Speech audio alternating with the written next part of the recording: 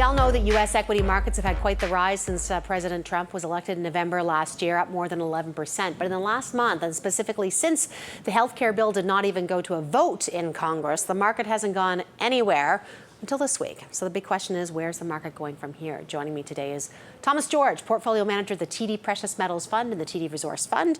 And it is great to have you back. Well, thank you. Let's start with, the health care bill, I think, was important because it kind of showed his ability to get things done. That would be the interpretation. But the great negotiator. Yes, but today, I would say, the tax plan wasn't announced. His tax plan intentions were announced.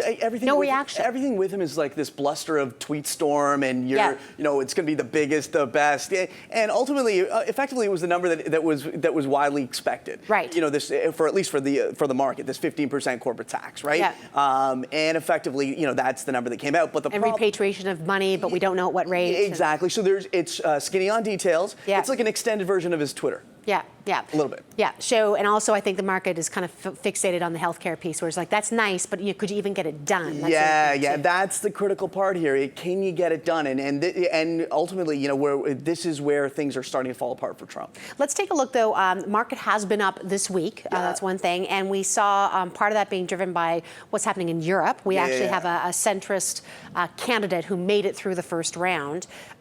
Is that enough to kind of have people feel a little more confident about things? I think that was an outstanding worry. At least for now, it's off the table. Yeah. We still have another vote. So, but it's at least taken that near-term very bearish sentiment off the table. And I think people are going to come back to the view of, can Trump get things done? Right. And this will because if you look at where the market just started to correct, what that really all started around when healthcare started to fail. Yeah. And fail terribly, it did. Yeah, and I think people also I had seen some people say, look at the levels where it was before the election, and that might be where, I'm just saying, in a worst case scenario, it could go there. Yeah. From our own perspective, there's been a very clear divergence since the election between soft data and hard data. Soft data being sentiment,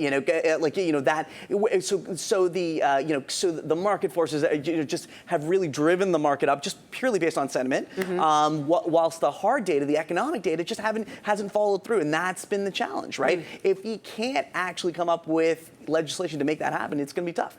What's the biggest challenge to the markets right now? Right now, from my perspective, it's valuation, without a doubt. I think we've got a chart here. Let's bring it up. And this is just a look at the S&P 500 with the PE ratio. What are we looking at here, and why is this notable? Yeah, so this is the Shiller PE, and this is a really good grounding chart. So the red line is the Shiller PE. So what that PE is, it's a price to earnings ratio, but looking over the last 10 years, the average earnings and inflation adjusted. So this really tries to take away the whole animal spirits of the market of looking at a PE and a here and now. Yeah. And if you notice that we're at an elevated level, the one standard deviation higher, relative to history now. But we're not at 2000 levels. No, no, we're not at 2000. So this is just an indicator. It's not the be-all and end-all, but it's a point. We're actually at a 90th percentile if you look over the last 100 years. Okay. Right? And so if you look at this, we're at a 90th percentile. If you were to look at a here and now price to earnings ratio, we're at 18.5 times. That's also somewhere around the 90th percentile.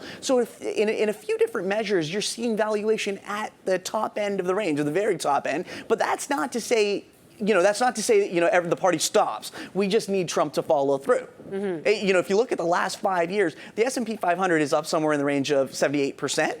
Earnings, not the adjusted earnings, but GAAP earnings are up 8%. Let that sink in for a second. Yeah. And that kind of it really comes back to that chart. Yeah. So that's all PE expansion. That's all what it is, right? Yeah. So with PE expansion, you kind of need that bottom part of that equation to start to catch up. Yeah. So what about you brought a chart here about leverage as well for S&P 500s. What are you noting here? I mean, is this a positive or a negative for the markets? Another part of the wall of Mr. worry. Happy on the show. Yes. Well, these are. I'm not saying that this is the end, right? I think the best way to categorize this is perhaps we're in the seventh inning. seventh inning stretch, but we, that can quickly accelerate to ninth, or we can have a really, nice, long, drawn out, continued economic expansion, right? So this is net leverage, so net debt to EBITDA of the entire S&P 500. And so what we're looking at is different views, either median, mean, but take out energy. But bottom line is that we're at elevated levels. We're north of 1.5 times. And if you kind of look at that, just on the median level, that's basically been the topped out level. So if I could play bull bear with myself here, that's a bearish. That's a bearish view, but on an interest coverage perspective, because of the low rate environment, it's not as dire. But that all comes back to the view, well, what happens in a normalized interest rate environment? Like, you don't have to really go too far to say that could be problematic, right? Yeah. So that brings it all back to Yellen, and the real conundrum she's facing is that you start to step this thing back to something resembling normalized. You've got this chart that just shows you we've got a very leveraged, S&P 500, relative to history. It's tough. Yeah, and a leverage to the world, too. So it's not just S&P 500 companies. Exactly. I mean, it's personal, corporate, government. Then that's critical. Yeah. Let me ask you, I've only got about 30 seconds here, though, but, obviously you manage the precious metals fund and resources, gold. Gold's on a bit of terror lately in the past little bit. So what do you see there? So what I would say here is the economic insurance policy is back on. Yeah. So there's times, all that I'm trying to say here very simply, all these charts put together, is there are times when indicators are flashing, and those are the times you just take out insurance. You don't take your money out of the market, but you put a little money in gold as an insurance policy, and gold's worked as a phenomenal insurance policy against downdrafts in the S&P 500. In any of the last corrections, it's worked out 9 out of the last 10 times it's outperformed, and it's been a positive performance. Last 10 times the S&P 500 has been down. Great. So people are buying into that insurance right now. Well, it's the signs tell you that now's the time to look at it. Yeah. Tom's always great to have you here. Thank you. Thomas George, he's portfolio manager of the TD Precious Metals Fund and the TD Resource Fund.